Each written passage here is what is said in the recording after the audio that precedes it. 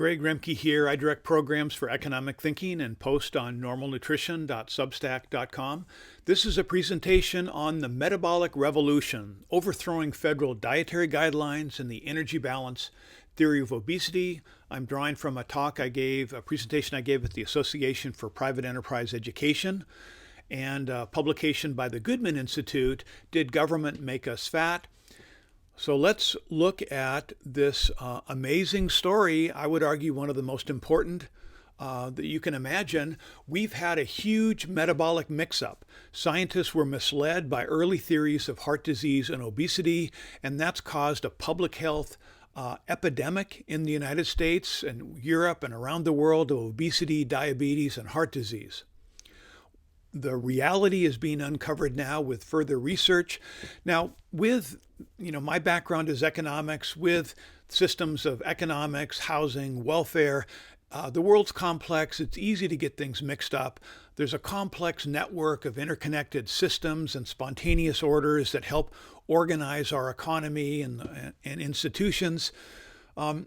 Scientists and engineers can long be misled by early theories or hunches and initial research findings. So there's a lot of dead ends in science research, and that's okay. We just need to have a way to pull out and get back on track. Inside our bodies, worlds are just as complex, misunderstood, and often misdiagnosed. The latest research on the microbiome, we're discovering incredible complexity we wasn't dreamed of in the past. But centralized funding of research tends to narrow research, and that's a big challenge. So there's been two dietary theories that captured public health programs and funding, and the argument is our obesity epidemic is a consequence of these misguided theories and research from the past. In addition, the discovery of DNA seemed to open to science new, worlds where we could solve disease and cancer and other things if we just understood the DNA, the programming for our bodies and our insides. But when research funding poured into DNA, it was pulled away from other areas, including metabolic research of our internal energy systems, powered by our mitochondria. So the argument now is that most chronic diseases are metabolic in origin or in process, not genetic. Even though there's genetic triggers, it's the mixed up metabolism that's causing much of our problems. So background on this, the federal government, following Dwight Eisenhower's heart attack and a surge of heart attacks in the United States, can believe that the problem was saturated fat. People were eating saturated fat with high cholesterol. It was consuming that, was getting in our blood, clogging our arteries, causing heart attacks. That led to a series of steps that pushed for reducing fat in our diet. But because our macronutrients are protein, carbohydrates, fat, when you push down fat, you naturally lift up carbohydrates. So we've had since the 1980s increased carbohydrates in everyday consumption, having breakfast cereal for, instead of bacon and eggs, for example, or switching to margarine and low-fat skim milk instead of whole-fat dairy and butter. We've reduced the fats in our diet, but increased carbohydrates.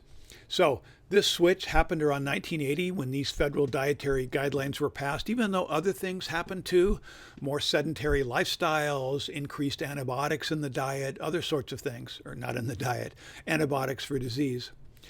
So where are we now? CDC, Center for Disease Control, says 90% of our 3.8 trillion in annual health expenditures are for chronic diseases, obesity, diabetes, heart disease, and mental health conditions. And the metabolic revolution say these things are caused by metabolic problems, are caused by excess carbohydrates in the diet. 40 years of federal low-fat food is the root cause, says the Nutrition Coalition, for obesity, diabetes, heart disease epidemic. And the poor metabolic health of Americans also fueled the pandemic. Most with severe critical COVID, most who died had were obese, diabetic, or hypertension. The fat stores were hormonally active, caused cytokine storms and other sorts of issues. So that's, why is this a big deal? Not only our healthcare costs, but the susceptibility to infectious diseases. And again, there's lots of criticism for, the food industry and processed foods, or the pharmaceutical industry, or other sides. So it's not like there's only the federal government is the bad guy in this. But the reality is, had our obesity rates been 25% lower, let's say, as they were 15 or 20 years ago, the first 6 months of the pandemic in the U.S. would have seen 30,000 fewer hospitalizations, according to one model, 15,000 fewer ICU admissions, 24,000 fewer deaths. So this is a big, big deal for further research. So critics say, well, yeah, all this low-carb stuff, this keto stuff, that's a fad. There's no long-term evidence. How do we know it's safe? Well, we have some history. Science writers Gary Taubes and Nina Teicholz sort of broke this story, of the most recent version of it, in 2008 with Gary Taubes, Good Calories, Bad Calories, expanding on a New York Magazine article. What if it's all been a big fat lie? Nina Teicholz did deeper research, and in 2015 published The Big Fat Surprise. And you can see her presentations on low carb down under. Also at the Cato Institute, she gives a talk. Nina Teicholz gives a talk, and you can see Gary Taubes as well, and see them present their findings and their research on this.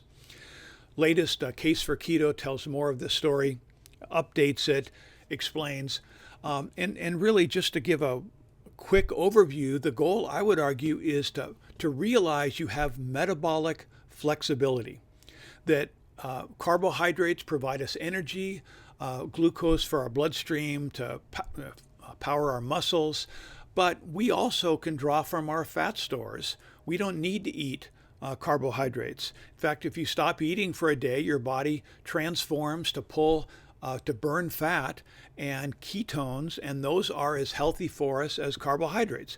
We happen to lose weight at the time or lose our fat stores, other metabolic benefits, but just learn, it's like if you had a car that you thought was only an electric car and it worked fine, you could go 40, 50 miles on the battery and just charge every so often, but then someone pointed out, hey, this is a hybrid. You've actually have a gas engine and a gas tank, and you can go hundreds of miles if you turn on the gas part of it. In fact, the gas engine will recharge your batteries.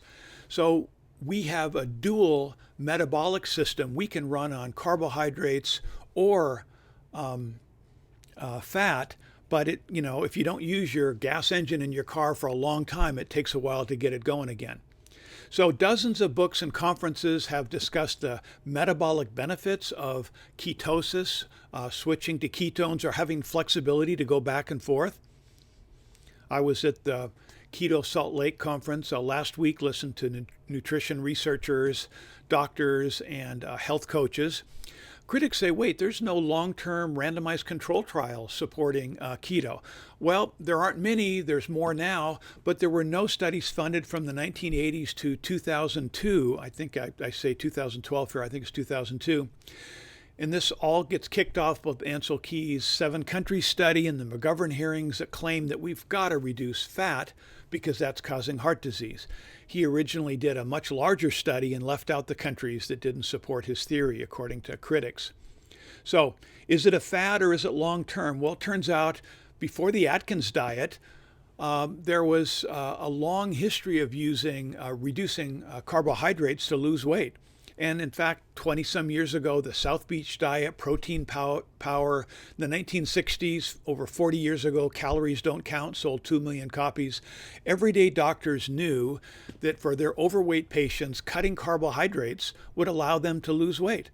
In fact, this was the Banting diet of the 1860s, republished over and popular in Germany and elsewhere. It was well known, but nutrition got taken over by theoreticians at college that weren't practicing, in universities who weren't practicing doctors, and that led to the theory of the energy balance theory of obesity and other things that led us sideways. There's more on that in the post, but The core issue is that people are overweight not because they eat too much and don't exercise enough, which is what doctors often advise them. Eat less, exercise more, go on a diet.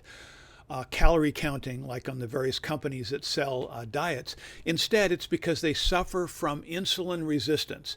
They are carbohydrate intolerant. So when they eat carbohydrates, they have a surge of blood glucose, a surge of insulin. They develop insulin resistance, and that's the source of their obesity, not just this not exercising enough and eating too much.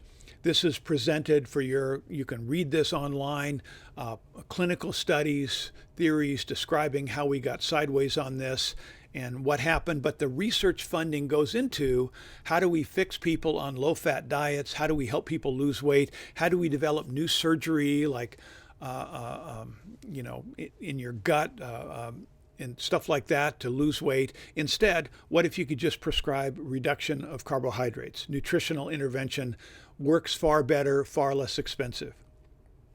So how did this all happen? Well, we had metabolic gifts that helped us survive the winter. We're programmed to eat a lot in the fall when the fruit and the grain is available so we can survive winter.